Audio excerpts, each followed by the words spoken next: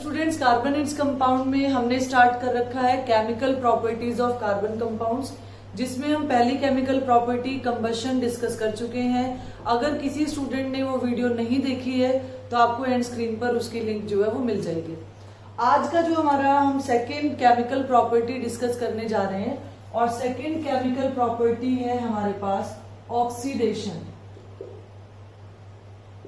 Oxidation, तो सबसे पहले हम समझ लेते हैं ऑक्सीडेशन क्या होता है। ऑक्सीडेशन जो है addition of oxygen, addition of oxygen to any substance in the reaction. ठीक है, एडिशन ऑफ ऑक्सीजन या हमने पढ़ा था रिमूवल ऑफ हाइड्रोजन को भी ऑक्सीडेशन कहा जाता है। And the substance and the agent और the substance which add oxygen या which gives oxygen to the other substance is known as oxidizing agent। Oxidising agent, तो ये बात मैं आपको क्यों बता रही हूं, क्योंकि ये क्वेश्चन जो है हमारे बोर्ड एग्जाम में आ चुका है कि ऑक्सीडाइजिंग एजेंट क्या होते हैं और ऑक्सीडाइजिंग एजेंट के एग्जाम्पल बताओ। तो ऑक्सीडाइजिंग एजेंट क्या होगा, जो दूसरे सब्सटेंस में ऑक्सीजन को ऐड करेगा, यानी जो दूसरे को ऑक्सीडाइज करेगा, और क्योंकि दूसरे को ऑक्सीडाइज कर रहा है तो खुद क्या होगा, खुद ये रिड्यूस हो रहा होगा। ठीक है, एग्जाम्पल अगर हम करें, एग्जाम्पल की बात अगर हम करें तो एग्जाम्पल में एल्केलाइन पोटेशियम पर मैग्नेट यानी alkaline KMnO4 and acidified K2Cr2O7 are oxidising agent. They act as oxidising agent. बहुत सारे हमारे ऑर्गेनिक कंपाउंड ऐसे हैं जिन्हें ऑक्सीडाइज करने के लिए हम इन रिएजेंट्स का इस्तेमाल करते हैं, तो ये क्या कहलाएंगे, दे आर ऑक्सीडाइजिंग एजेंट। तो ये क्वेश्चन हमारे यहाँ से प्रिपेयर हो गया, ऑक्सीडाइजिंग एजेंट क्या होता है और एग्जांपल्स बताइए। तो आपके पास एग्जांपल आ गया alkaline KMnO4 and acidified K2Cr2O7। अब यहाँ पे जो ये एल्केलाइन KMnO4 है इसे हम बेयर्स रिएजेंट के नाम से भी जानते हैं। तो ये बात भी आपको ध्यान रखनी है कि कहीं पेपर में बेयर्स रिएजेंट वर्ड आ जाता है, तो बेयर्स रिएजेंट क्या है, एल्केलाइन KMnO4 को हम बेयर्स रिएजेंट कहते हैं। ये मेरे पास आ गया बेयर्स रिएजेंट। ठीक है, एल्केलाइन KMnO4 का दूसरा नाम क्या है, बेयर्स रिएजेंट। और ये कैसा होता है, ये स्लाइटली पिंक कलर का होता है एल्केलाइन KMnO4, और अगर ये किसी सब्सटेंस को ऑक्सीडाइज करता है, अगर रिएक्शन होता है तो क्या होता है, जो पिंक कलर है वो डिसअपियर हो जाता है। अब हमारे सिलेबस में अगर मैं 10th की बात करूं तो हमारे सिलेबस में ऑक्सीडेशन ऑफ इथेनॉल है। ऑक्सीडेशन ऑफ इथेनॉल को हम यहाँ डिस्कस करेंगे। ठीक है, oxidation of alkene, alkene, alkyne, इनकी बात मैं आपको अलग से टॉपिक करवाऊंगी। एल्केन, एल्कीन, एल्काइन, वहां पर हम इसको डिस्कस करेंगे। अभी मैं 10th के टॉपिक की बात कर रही हूँ। तो ऑक्सीडेशन में हमारे सिलेबस में है ऑक्सीडेशन ऑफ इथेनॉल। तो इथेनॉल की ऑक्सीडेशन दो तरह की होती है, partial oxidation of ethanol and complete oxidation of ethanol. Reagent का फर्क है और रिएजेंट के फर्क से ही जो हमारा प्रोडक्ट है वो डिफरेंट बनेगा। Complete oxidation of ethanol. ठीक है, तो अगर मैं पार्शियल ऑक्सीडेशन की बात करूं तो पार्शियल ऑक्सीडेशन मेरे पास क्या आएगा। अब देखिए पार्शियल ऑक्सीडेशन में क्या होगा और कंप्लीट ऑक्सीडेशन में क्या होगा। मैंने अभी आपको कहा कि ऑक्सीडेशन एडिशन ऑफ ऑक्सीजन भी है और रिमूवल ऑफ हाइड्रोजन भी है। तो पार्शियल ऑक्सीडेशन में हम क्या देखते हैं कि जब हम इथेनॉल का फॉर्मूला क्या है, सभी को पता है, CH3CH2OH। When ethanol is treated with chromic anhydride CrO3, और इसको जो है ग्लेशियल एसिटिक एसिड में लिया जाता है। Glacial acetic acid is nothing but the pure 100% pure acetic acid CH3COH है। ये क्या है हमारे पास, CH3COH है प्योर फॉर्म में, ठीक है। ये एज ए सॉल्वेंट यूज किया जाता है। ये हमारे पास क्रोमियम का ऑक्साइड है, जिसे हम और क्या कहते हैं, इसको अगर एग्जाम में आ जाए क्रोमिक एनहाइड्राइड, तो क्रोमिक एनहाइड्राइड भी यही है।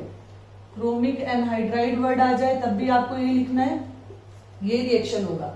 ये क्या है, ये माइल्ड ऑक्सीडाइजिंग एजेंट होते हैं और ये क्या करेंगे, ये हाइड्रोजन को रिमूव करेंगे, ऑक्सीजन को ऐड। हाइड्रोजन की रिमूवल भी क्या है, ऑक्सीडेशन ही कहलाती है। तो ये जो है पार्शियली इसको ऑक्सीडाइज करेगा। और जब इथेनॉल पार्शियली ऑक्सीडाइज होता है, ये मेरे पास इथेनॉल है, तो इथेनॉल पार्शियली ऑक्सीडाइज होकर इथेनल यानी एल्डिहाइड में कन्वर्ट हो जाएगा और मेरे पास प्रोडक्ट क्या आएगा यहाँ पर, CH3CHO। तो CH3CHO अगर हम ध्यान से देखें तो हुआ क्या है, CH3 ग्रुप यहां पर भी था, यहां पर भी है। यहां पर क्या हुआ है, 2 हाइड्रोजन जो है वो रिमूव हो गए।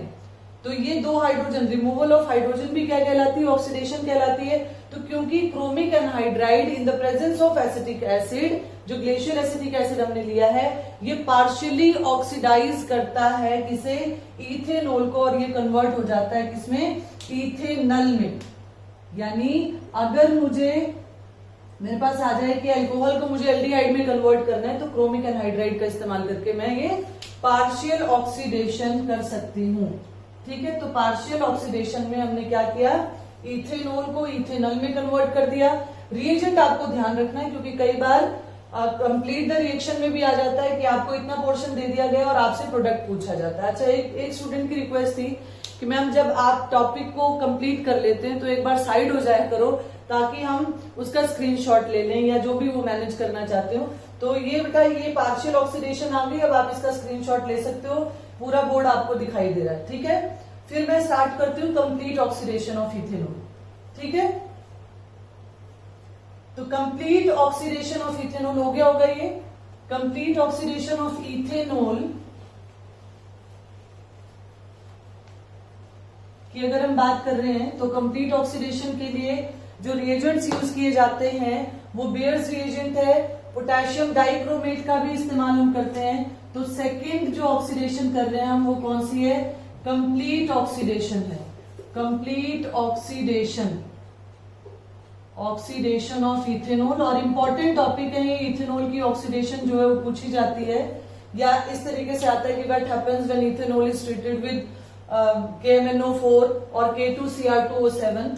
तो यहां मैं रिएक्शन लिख रही हूं, क्या है हमारे पास, CH3CH2OH, ठीक है। ये मेरे पास इथेनॉल आ गया, मैं बॉन्ड दिखा दूं, नहीं भी दिखाया तो इसका मतलब सिंगल बॉन्ड है। और मेरे पास कंडीशन क्या है कि ऑक्सीडाइजिंग एजेंट मैं दोनों को एक साथ ही दिखा रही हूँ। वैसे उनमें से आप कोई भी एक ऑक्सीडाइजिंग एजेंट का इस्तेमाल कर सकते हो, आप इसको अलग अलग भी लिख सकते हो, लेकिन मैं एक ही जगह पे इसको शो कर रही हूँ। तो मैंने क्या लिया, मैंने लिया एल्केलाइन KMnO4, और इसको मैं कैसे लिख सकती हूँ, एल्केलाइन यानी मैंने इसमें बेस मिला रखा है, तो मैं इसको इस तरीके से लिख सकती हूँ, मैंने बेसिक कर दिया इसको, ठीक है। या फिर मैं कौन सा रिएजेंट, इससे भी रिएक्शन हो जाएगा और इससे भी रिएक्शन होगा, तो रिएजेंट क्या यूज किया, K2Cr2O7, और ये कैसा लिया, एसिडिफाइड पोटेशियम डाइक्रोमेट लिया, जो मैंने स्टार्टिंग में आपको बताया था कि इनको हम क्या बोलते हैं, ऑक्सीडाइजिंग एजेंट। तो इसके लिए क्या वर्ड यूज होता है, एसिडिफाइड पोटेशियम डाइक्रोमेट K2Cr2O7, और ये क्या है, एल्कलाइन पोटेशियम परमैंगनेट, ठीक है। अब होगा क्या इसमें, ये जो हमारे पास ये ऑक्सीडाइजिंग एजेंट है, they will release nascent oxygen. तो जब ये नेसेंट ऑक्सीजन रिलीज करेंगे, तो ये जो ये नेसेंट ऑक्सीजन कहां से है, ये रिलीज कर रहे हैं। कैसे रिलीज कर रहे हैं अभी मैं आपको बताती हूँ कि किस तरीके से एल्कलाइन बनाने के बाद KMnO4 ऑक्सीजन, ये जो हमारे पास नेसेंट ऑक्सीजन है, किस तरीके से इन दोनों से प्रोड्यूस हो रही है, वो मैं बता रही हूँ अभी आपको। तो ये मेरे पास इथेनॉल है, when ethanol is treated with alkaline KMnO4 or acidified K2Cr2O7, then it is converted into ethanoic acid. अब आप अगर ध्यान दे रहे हो तो अभी हमने क्या किया था, अभी हमने सिर्फ हाइड्रोजन को रिमूव किया था, लेकिन because they are strong oxidising agent, तो ये क्या कर रहे हैं, ये हाइड्रोजन को, देखो CH3 है, CH3 यहां पर भी है, हाइड्रोजन को भी रिमूव कर दिया और साथ में ऑक्सीजन को भी ऐड कर दिया, स्ट्रॉन्ग ऑक्सीडाइजिंग एजेंट होने के कारण। इसीलिए इस रिएक्शन को कंप्लीट ऑक्सीडेशन कहा गया है, ठीक है। तो कंप्लीट ऑक्सीडेशन जब इथेनॉल की होती है तो इथेनोइक एसिड बनता है, ठीक है। अब हमारे पास क्वेश्चन क्या है कि ये जो नेसेंट ऑक्सीजन है, नेसेंट ऑक्सीजन का मतलब क्या होता है, ये मैं पहले भी क्लियर कर चुकी हूं, मैं फिर से बता देती हूँ। नेसेंट वर्ड का मतलब होता है बेटा, इसको लिखने का तरीका ही अलग होता है, स्क्वायर ब्रैकेट के अंदर ऑक्सीजन लिखा जाता है ये, ठीक है। और नेसेंट का मतलब होता है न्यूली बॉर्न, जस्ट बॉर्न। तो इसका क्या मतलब हुआ, जो अभी अभी पैदा हुआ है, just born, newly born. Highly reactive है, एटॉमिक फॉर्म में ऑक्सीजन है, आप देख रहे हो। तो एटॉमिक फॉर्म में तो रिएक्टिविटी ज्यादा है, बहुत जल्दी कंबाइन करने की कोशिश ये करता है, तो इसको कहते हैं नेसेंट ऑक्सीजन। अब ये आप इसकी भी क्लिक ले सकते हैं अगर स्क्रीनशॉट किसी को लेना हो, ठीक है। पूरा बोर्ड दिखाई दे रहा है। और उसके बाद में मैं आपको बताती हूँ कि किस तरीके से ये KMnO4 या K2Cr2O7 जो है, ये जो KMnO4 है ये अल्कलाइन मीडियम में भी नेसेंट ऑक्सीजन प्रोड्यूस करता है, ये हमारा एसिडिक मीडियम में भी oxygen produce, nascent oxygen produce करता है, और वाटर अगर ले लिया जाए यानी इसका एक्वा सोल्यूशन बना दिया जाए तब भी प्रोड्यूस करता है। एक्वा सोल्यूशन वाले में दिक्कत क्या आती है कि उसमें MnO2 as a side product आता है, जिसे रिएक्शन से रिमूव करना थोड़ा सा, या हटाना, सेपरेट आउट करना थोड़ा सा टिपिकल पड़ जाता है। ये जो हमारे पास बेसिक KMnO4 है, अल्कलाइन KMnO4 है, अभी मैंने आपको बताया कि इन्हें हम क्या कहते हैं, इसे बेयर्स रिएजेंट कहा जाता है, ठीक है। ये क्या है, बेयर्स रिएजेंट है। और किस कलर का, मैंने आपको बताया था ये पिंक कलर का है। इसका मतलब कि अल्कोहल को अगर बेयर रिएजेंट या बेयर रिएजेंट को अल्कोहल में डाला जाए तो जो पिंक कलर है इट विल डिसअपियर। क्यों डिसअपियर हो गया, क्योंकि रिएक्शन हो गया, ऑक्सीडाइज कर दिया इसको, और यहां पर हमारे पास इथेनोइक एसिड, यानी इसने अपना नेसेंट ऑक्सीजन जो है वो इसको दे दिया और इथेनोइक एसिड आ गया हमारे पास। तो अब मैं बताने जा रही हूं कि किस तरीके से ये जो KMnO4 है इसमें जब हम बेस मिलाते हैं तो कैसे नेसेंट ऑक्सीजन प्रोड्यूस होता है। तो KMnO4 में हमने क्या लिया, पोटेशियम परमैंगनेट है, मैंने इसमें बेस मिलाया है, तो मेरे पास रिएक्शन जो बनी वो क्या बनेगी, K2MnO4 plus water plus nascent oxygen. ये मेरे पास नेसेंट ऑक्सीजन आ गई, और यही नेसेंट ऑक्सीजन जो है वो इथेनॉल को क्या करता है, ऑक्सीडाइज कर देता है, ठीक है। ये पोटेशियम परमैंगनेट है, पोटेशियम परमैंगनेट, और ये क्या है, पोटेशियम मैग्नेट है। आपने 9th क्लास में वैलेंसीज पढ़ी है, तो यहाँ पर MnO4 2 नेगेटिव है, ठीक है। और जब MnO4 सिंगल नेगेटिव होता है तो उसको क्या बोलते हैं, परमैंगनेट, और जब 2 नेगेटिव होता है तो उसको हम कौन सा आयन बोलते हैं, मैग्नेट आयन बोलते हैं। अब अगर हम इसको बैलेंस करें तो बैलेंस करने के लिए मैंने यहाँ 2 लगा दिया, यहाँ भी 2 लगा दिया, और ये भी मेरे पास 2 आ गया। तो देखिए ये इक्वेशन जो है वो बैलेंस हो गई, ठीक है।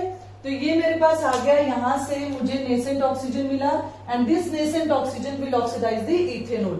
अब अगर मैं बात करती हूं पोटेशियम डाइक्रोमेट की, कि ये किस तरीके से एसिड मिलाने पर, जब इसमें हम एसिड मिलाते हैं, H2SO4 मैंने ऐड किया, तो ये क्या बनाएगा, इसके जो प्रोडक्ट्स बनेंगे वो क्या बनेंगे, आप देखिए ये बनाएगा K2SO4 यानी पोटेशियम सल्फेट, और क्या बनाएगा, क्रोमियम सल्फेट, क्रोमियम सल्फेट, साथ में वाटर बनेगा, और साथ में मेरे पास नेसेंट ऑक्सीजन आ जाएगी। इस केस में मेरे पास जब मैं इसको बैलेंस करूंगी तो 3 नेसेंट ऑक्सीजन आएंगे, और यहां पर अगर मैं इसे बैलेंस करूं इस रिएक्शन को, तो मेरे पास बैलेंसिंग के बाद क्या आ जाएगा, यहां पर 4 आ जाएगा, और साथ के साथ यहां पर भी मेरे पास क्या आ जाएगा, 4 आ जाएगा। बाकी इक्वेशन जो है 2 पोटेशियम है, तो बाकी इक्वेशन, बाकी आप एटम्स को देखोगे तो ऑलरेडी बैलेंस मिलेगा आपको। तो यहाँ जो ये जो नेसेंट ऑक्सीजन आया है ये क्या करेगा, ये कंप्लीट ऑक्सीडेशन करेगा किसकी, इथेनॉल की। तो इस पूरी वीडियो में हमने क्या डिस्कस किया, इथेनॉल की ऑक्सीडेशन पार्शियली भी हो सकती है। मैं एक बार हट जाती हूँ ताकि आप इसको नोट कर लो, या स्क्रीनशॉट जो लेना हो वो ले लो आप, ठीक है। एक्चुअल में इस वीडियो में हमने पार्शियल ऑक्सीडेशन की था, और साथ के साथ हमने क्या किया है, हमने कंप्लीट ऑक्सीडेशन की है। कंप्लीट ऑक्सीडेशन के लिए हमने स्ट्रॉन्ग ऑक्सीडाइजिंग एजेंट्स का इस्तेमाल किया है, जिसमें हमने एल्कलाइन पोटेशियम परमैंगनेट, जिसे बेयर्स रिएजेंट कहते हैं, उसका इस्तेमाल किया, एसिडिफाइड K2Cr2O7, और मैंने आपको ये बात क्लियर भी की है कि क्यों ये ऑक्सीडाइज करते हैं, किस तरीके से नेसेंट ऑक्सीजन प्रोड्यूस होता है, ठीक है, आई होप ये वीडियो आपको पसंद आई होगी। और आज 15 अगस्त है, तो मेरी तरफ से आप सभी को हैप्पी इंडिपेंडेंस डे। आप सभी सेफ रहें, घर पर रहें। Thank you, have a nice day.